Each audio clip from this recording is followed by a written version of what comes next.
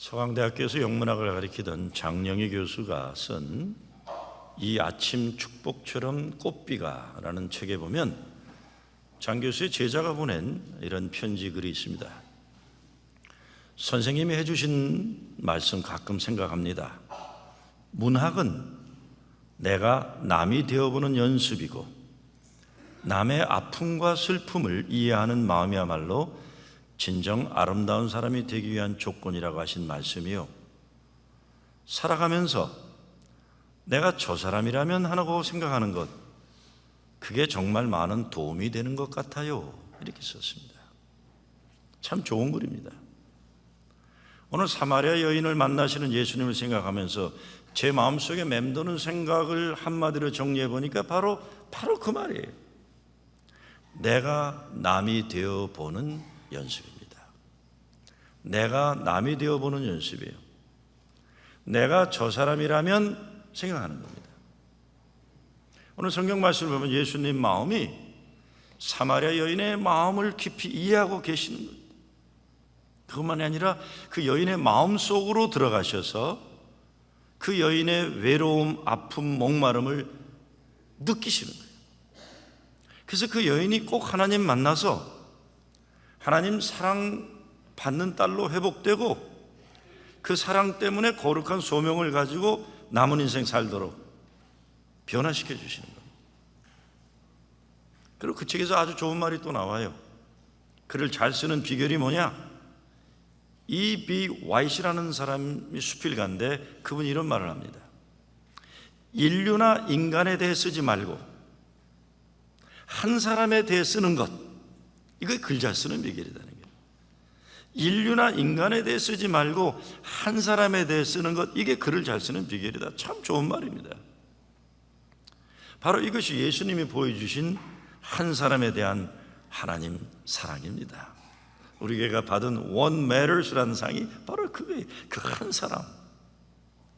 예수님은 언제나 사람들이 알아듣기 어려운 크고 엄청난 이야기 하지 않으셨습니다. 항상 지금 만나는 그 한 사람에 대한 깊은 사랑과 관심으로 만나신 거예요. 그 한 사람을 만날 때 그 사람이 천하의 가장 하나님 사랑받는 존재로 만나시는 겁니다. 지난달 가정의 달 설교를 하면서 생각한 것은 우리 모두가 서로 다른 사람이 되어보는 훈련이 필요하다는 것이었습니다. 그렇죠? 부모는 자녀가 되어보는 연습하는 거예요. 자녀는 부모가 되어보는 연습을 하는 겁니다. 부모는 내가 저 아이라면 생각해 보는 거예요. 자녀는 내가 엄마 아빠라면 생각하는 훈련을 하는 거죠. 그리고 예수님이 그러하신 것처럼 한 사람 한 사람이 천하의 가장 귀한 존재로 여기면서 시간을 투자하는 거죠, 그 사람한테. 예루살렘에 있는 종교 지도자들과 예수님이 정말 다른 것은 무엇일까 생각해 봐도 그건 사람에 대한 관심입니다. 바리새인들이나 사두개파 사람들이나 성직자들이라고 하고 성경학자들이라고 하지만 사람에 대해서는 관심이 없었어요. 하나님에 대한 이야기는 무척 많이 하지만 하나님이 사랑하는 그 한 사람에 대해서는 관심이 없었다, 이런 거죠.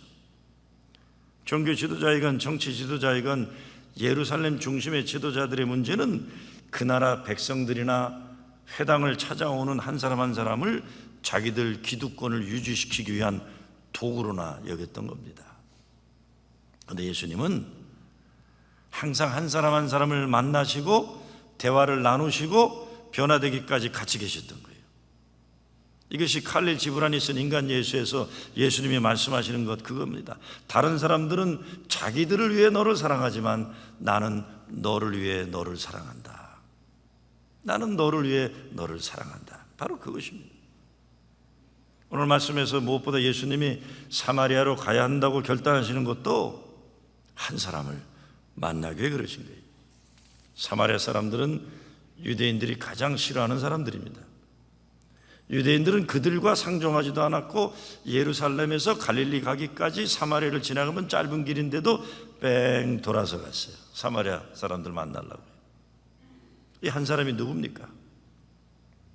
다른 한 사람들 만나는 것이 두려워서 동네 다른 여자들은 낮에 좋은 날씨 좋을 때 우물가에 모여서 제잘제잘 재밌게 하고 돌아가는데 햇빛이 쨍쨍 삐고 아무도 안 나오는 그때 홀로 몰래 와서 우물에 물기러 가는 여자예요. 근데 예수님이 그 여자를 찾아오신 겁니다.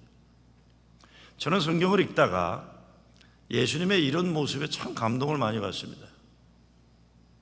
세상 사람들에게 소외당한 한 여인을 만나기 위해 예수님은 사마리아로 가야 한다고 결단하셨고, 분명히 문제가 될 만남인데도 불구하고 이 여자를 찾아가신 겁니다. 이 여자의 이름은 성경에서 밝혀주지를 않아요. 그냥 사마리아 여자라고 하죠. 이 여인의 마음속으로 한번 들어가 본다면 그 속에 뭐가 있겠습니까? 그 속에는 이 여인을 아프게 하고 있는 상처가 있고 이 여인을 묶어두는 감옥에 있는 거예요. 근데 예수님이 이 여인을 찾아가셔서 그 묶여있는 것들을 하나씩 하나씩 풀어주시고 상처들을 하나씩 어루만져 치유해 주시고 자유하게 해주는 거죠. 오늘 이 말씀을 읽다 보면 예수님이 그 여인을 묶고 있는 사슬들을 하나씩 하나씩 풀어주시는 과정을 우리는 보게 되는 겁니다. 오늘 우리도 예수님과 사마리아 여인의 만남을 통해 우리 인생이 주님 만나면 달라질 수 있다는 믿음을 가지는 겁니다. 사마리아 여인이 예수님 때문에 그 인생이 변화되었다면 나도 예수님 만나면 변화될 수 있다, 이 믿음이죠.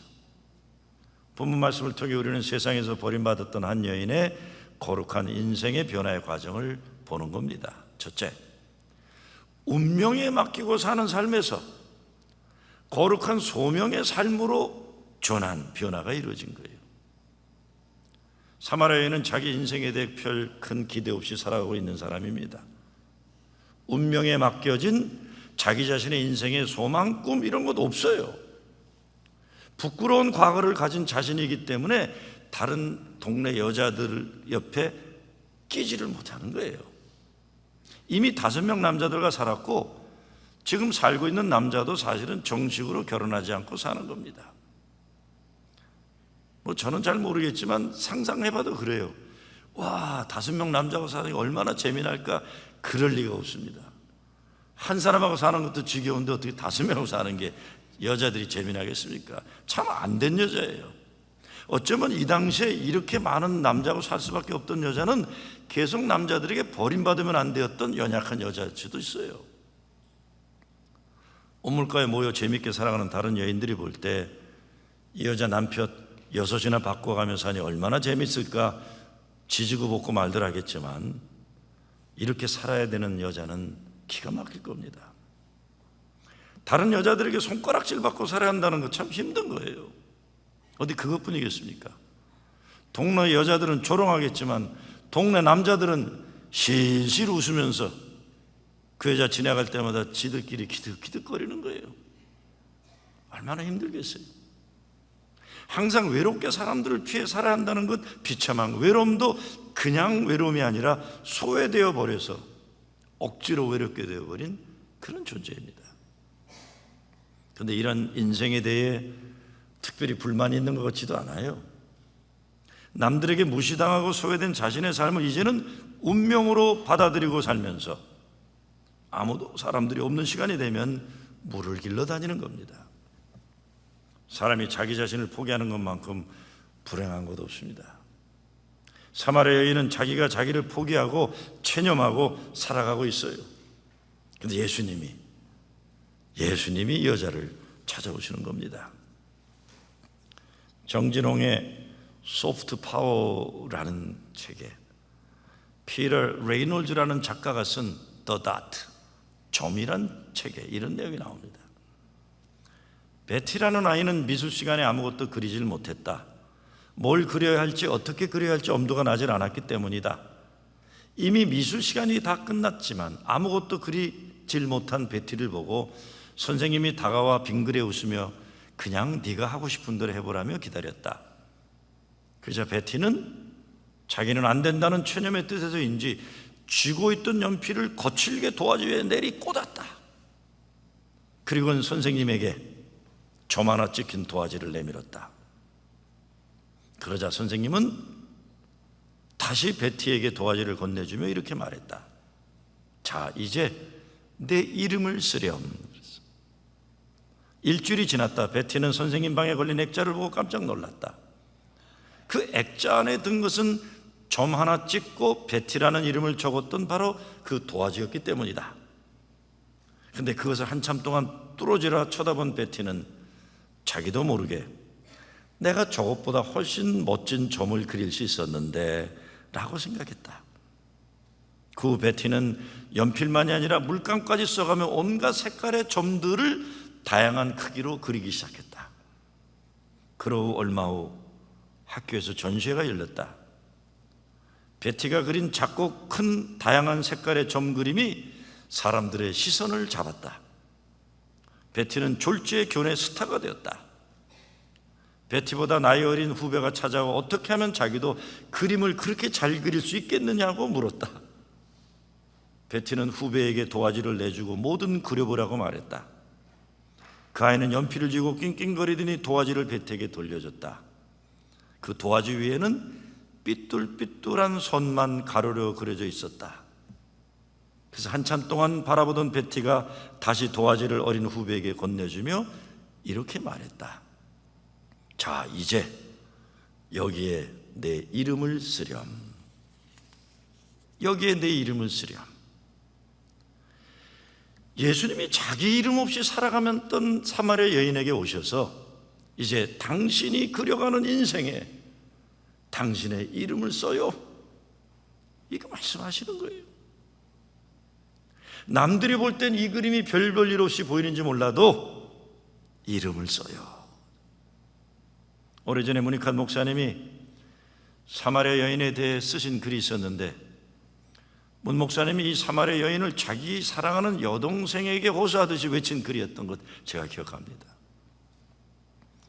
제가 정확히 코테이션을 드리진 못해요. 다 잊어먹어요. 그렇지만 그 내용을 기억하는데 이런 내용이에요.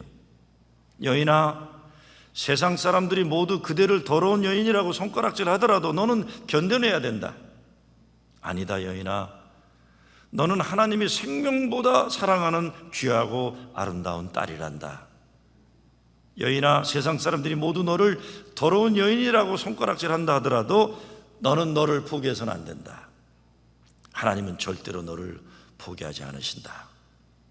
하나님은 너를 세상 그 무엇보다도 사랑하신단다. 두 번째, 내 과거를 잣대로 오늘 세상의 현실 조건으로 내 인생 미래까지 단정하는 문제가 이 여인에게 있는 겁니다. 11절 말씀 보면 물 기를 그릇도 없고 이 운물은 깊은데 어디서 이 생수를 얻겠사옵나이까. 무슨 말입니까? 나도 이 생수를 마시고 싶다.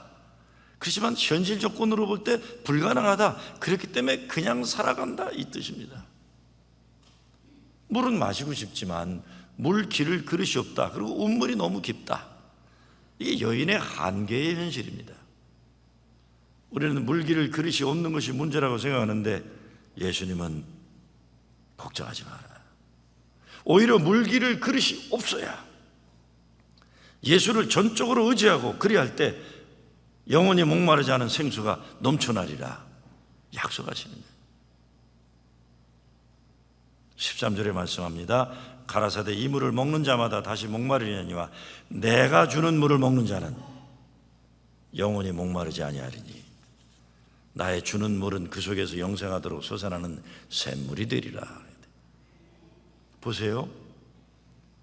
이 여인은 하루하루 먹고 마실 물만 알고 있는데 예수님은 영원히 목마르지 않은 솟아나는 샘물을 말씀하고 있는 거예요. 이 여인은 물기를 그릇에 대해 말해요. 그리고 12절에 가면 당신이 야곱보다 더 크니까 자기가 알고 있는 가장 큰 인물 야곱보다 큰 위대한 인물은 없다는 가능 자체를 거부하는 거예요. 15절에 보면 주여 이런 물을 내게 주사 목마르지도 않고 또 여기 물길로 오지도 않게 하옵소서. 예수님은 영원히 목마르지 않은 생수를 말하는데 좀 물길로 다니지 않고 편하게 사는 걸 얘기하고 있는 거예요. 자기 경험과 상식 안에서 하나님을 판단하는 여인이 누굴까요? 바로 저와 여러분일 수 있는 겁니다. 우리의 믿음이 여기에 머무르는 거예요. 아직 우리는 예수님이 제시해 주시는 그 세계에 대해 전 이해가 없기 때문에 그래요. 그래서 우리들에게 필요한 것은 믿음입니다. 주님, 난 모르겠어요. 내가 안다고 해도 예수님 약속하는 것 다 이해하기 어렵네요. 그러니 나 전적으로 예수님만 믿고 예수님께 맡기겠으니 나의 부족함도 모자람도 주님에게 내놓겠으니 마치 이제 말씀만 믿고 의지하고 살게 해주시옵소서. 주님, 나에 대한 하나님의 크신 뜻 이루어 주시옵소서. 믿음이란 어떤 의미에서 땅바닥에서 기어다니던 인생이 하나님 믿고 높고 넓은 세상을 향해 날아가는 거예요. 오늘 예수님과 사마리아 여인의 만남은 진짜 문제 많은 만남이에요. 그렇죠?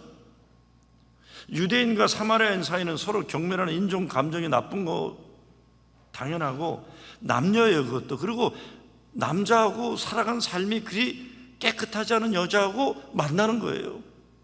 삼류신문 스캔들로 다뤄주기 딱 좋은 조건이 지금 사건이에요. 오죽하면 제자들이 나중에 와서 보고는 자기들끼리 말을 못하잖아요. 기가 막히니까. 선생님이 왜 저러고 계신가? 우리 선생님이 왜 저러나 그러는 거예요. 근데 예수님은 꿈쩍도 않고 그 자리에 앉아가지고 이 사마리아 여인이 변할 때까지 끝까지 그 자리를 지키고 대화를 나누고 계시는 거예요. 이 여인의 말투가 천박스럽다, 예의가 없다, 출신 성분이 천하니까 생긴 것도 그렇다, 그런 거 안 하세요. 예수님은 이 여인의 마음이 열려 그 속에 담겨져 있는 생명의 목마름이 터져나와서 정말 거룩한 삶으로 변화될 때까지 주님이 앉아 계시는 거예요. 그러다 보니까 처음에 예수님에 대해서 미스터 선생님이라고 하더니 그 여자가 나중에는 어떻게 됩니까? 주님, 마스터. 달라지는 거예요. 이 모든 과정을 눈여겨보면서 이 여인의 인생이 근본적으로 변화되어 천박한 여인에서 생명의 복음을 증거하는 예수의 제자가 되기까지 이 여인을 끈질기게 붙잡고 계시는 예수님을 우리는 보게 되는 겁니다. 오늘 이 사마리아 여인 5번 결혼했죠. 이제 6번째 동거 생활하고 있는 거예요. 어쩌면 6번 결혼한다는 게 남북이 민망했는지 몰라요. 가끔 오늘 본문을 가지고 설교하는 내용들 보면 거의 다 이 여인을 천한 여인이라고 평가합니다. 저도 많이 그랬어요. 이 여인은 천한 여인이다. 무슨 근거를 가지고 우리들은 천하다고 했는지 저도 창피해요. 그 생각해 보면 왜 나는 이 여자를 꼭 천한 여인이라고 말했을까? 근데 예수님은요, 그런 전제를 가지고 사람을 대하지 않으세요. 보통 사람들은 자기들의 윤리 도덕적 기준이나 다수의 사람들이 당연히 여기는 문화의 잣대로 사람을 판단하고 나가서 정죄도 쉽게 하잖아요. 근데 예수님은 안 그러세요. 예수님은 절대로 누구를 만나도, 어느 사람을 만나도 그렇게 대하지 않으시더라고요. 저와 여러분에게 던져지는 도전은 우리 예수 믿는 사람들 아니에요? 예수님이 그러지 않은데 우리는 왜 바리새인들처럼 그래야 하느냐 이거예요. 사람들이 2번을 결혼하거나 3번을 하거나 4번을 하거나 모든 케이스가 다를 거예요. 다르다고 봐요. 그렇죠? 뭐 어떤 사람들은 너무 쉽게 부부의 관계를 파괴하고 이기적인 목적으로 결혼을 많이 하는 사람도 있겠죠. 그렇지만 다 그렇지 않은 걸 거예요. 그러니까 우리가 도매꿈으로 사람들을 판단하고 정죄하는 거 정말 조심해야 될 것 같아요. 오래전에 어느 교인이 사별을 했어요. 오랜 동안 혼자 살면서 아이들 잘 키웠어요. 이제 60 넘어 늙음하게 이제 들어가면서 이제 좋은 사람 만나 재혼을 하게 돼요. 어느 좋은 남자가 계속 따라다니니까 그 고민을 했어요. 제가 우리 교인이니까 잘 알아요. 근데 목사님 어떡할까요? 권사님도 행복할 권리가 있습니다. 그리고 저 남자 괜찮아요. 해도 될까요? 하세요. 그래서 이제 결혼을 하기로 했는데, 아니 이게 교회 사람들이 그냥 축하해주는 말은 안 하고, 에이 다 늙어서 왜 그래?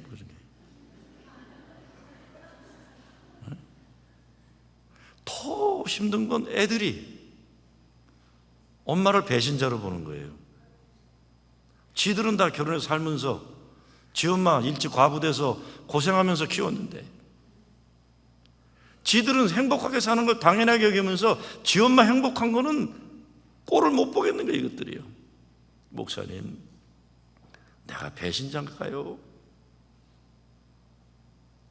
이렇게 힘든데 다시 꼭 재혼해야 돼요? 권사님, 행복할 권리가 있으니까 흔들리지 마세요. 예수님의 마음이 무엇인지 최소한 예수 믿는 우리는 생각하고 살아야 돼요. 남들을 대할 때. 그렇죠?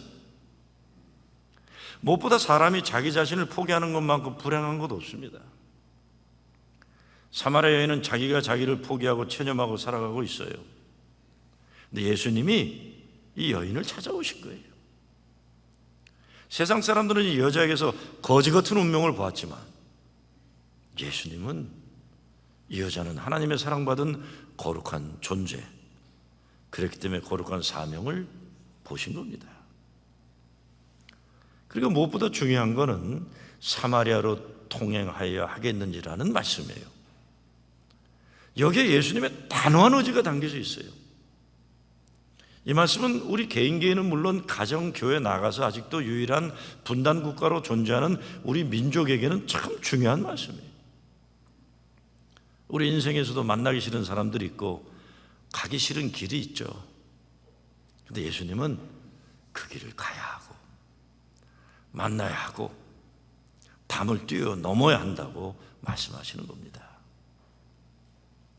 우리는 왜 유대인들이 그렇게 사마리아 사람들을 싫어하는지, 근데 왜 예수님은 그렇게 자기 동족 유대인들이 싫어하는 사마리아인들을 집요하게 거론하는지 알아야 되는 겁니다. 기원전 721년 아시리아 제국에 의해서 이스라엘 멸망당할 때 당시 유대 민족의 귀족들, 장인들, 실력 있는 지식인들은 다 끌려갔어요. 다 포로로 끌려가는데 팔레스타인 유대 땅에 남아있는 건 무지랭이들이 남아있는 거예요. 무지랭이들, 쓸모없는 것들. 근데 쓸모있는 것들만 남아있는데 이 아시리아 제국이 그것도 그만 놔두면 안 된다고 생각해서 혹시라도 혁명이 일어날까 봐 자기 나라 사람들을 데려다가 사마리아에다가 풀어놔가지고 결혼하게 만든 거예요. 그러니까 혼혈이 돼버린 거예요. 그렇지만 사마리아 사람들은 70년 동안 뭘 생각했겠어요?